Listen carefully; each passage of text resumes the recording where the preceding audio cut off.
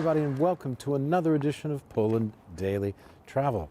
I'm here in the castle in Tkocin, the Sigismundus II Augustus Castle, which was remodeled in the Renaissance style based on an old fortification from the 1200s. And if you remember the cliffhanger from the last episode, I said that we would try to stay here for the night. That was a nice dog attacking us.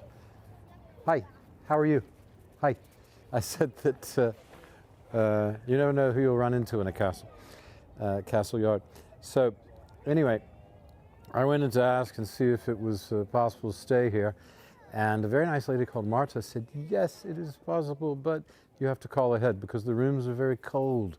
And since it's the off season, they're not heating unless they have a reservation and a call ahead. But I can tell you, it's a very nice place. If you like the old castle atmosphere, the restaurant is superb. And the town, of course, of Tkocin is something you must see when you come to Poland. Now, I mean, it's the best small town in Poland, I think, you know, and it is tiny. Now, the other thing is the rooms only cost about 200 zlotys, so it's about $50. And, of course, that includes a really nice breakfast. So, I highly recommend this place and Tkocin and the dog fight. We'll be back. Let's watch the dog fight. We'll see you after the break.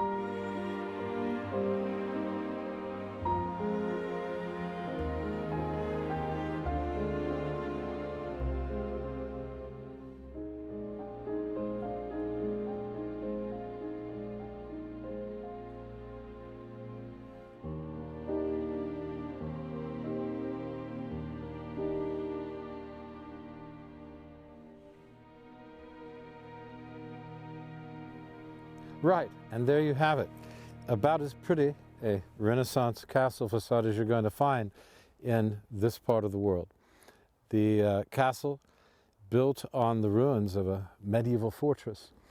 And I suppose it's a pretty good location. You've got the river protecting you from this side, but also at the time when the town was being created, it was right on the edge of the Lithuanian kingdom. So the Lithuanian kingdom came down this far south. Now Warsaw is that way, about 100 and some kilometers, 120 kilometers, something like that. And Bialystok is that way. So this is north. And eventually that would become the Polish-Lithuanian kingdom. And this castle, as I said before, would be restored by the king at the time, Sigismund II Augustus. Now, not only did he create a very powerful armory here for the Polish defense of the nation, he also had a very extensive library, which was located here and in later also, if I remember correctly, in Vilnius.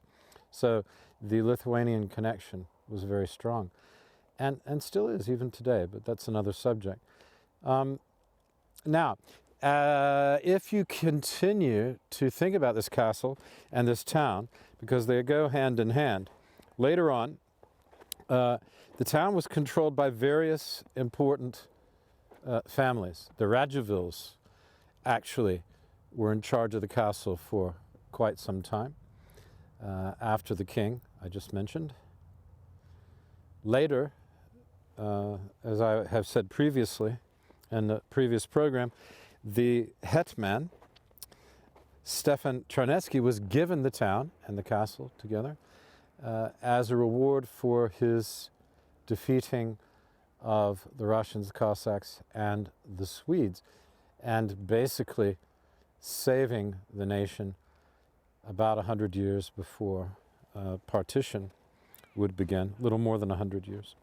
So Czarnecki is a huge figure in the Polish nation.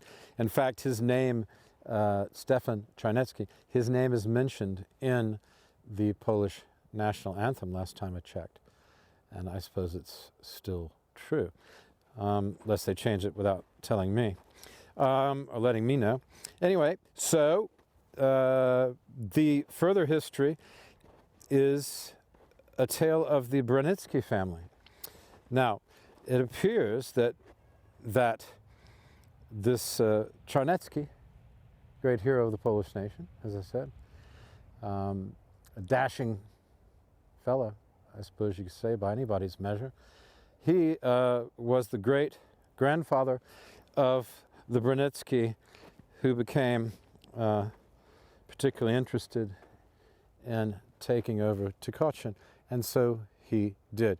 He was a big figure, a huge figure in Poland. He held several of the top offices, and also built the famous Branitzky Palace in Bialystok.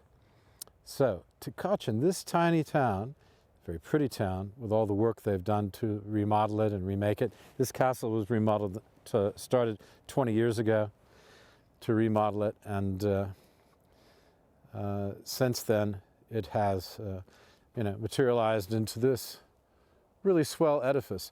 Unfortunately, but very cold in the winter. Call ahead. Don't be like me. I should have known better, as the song goes. So anyway, I think that's all we have for this episode.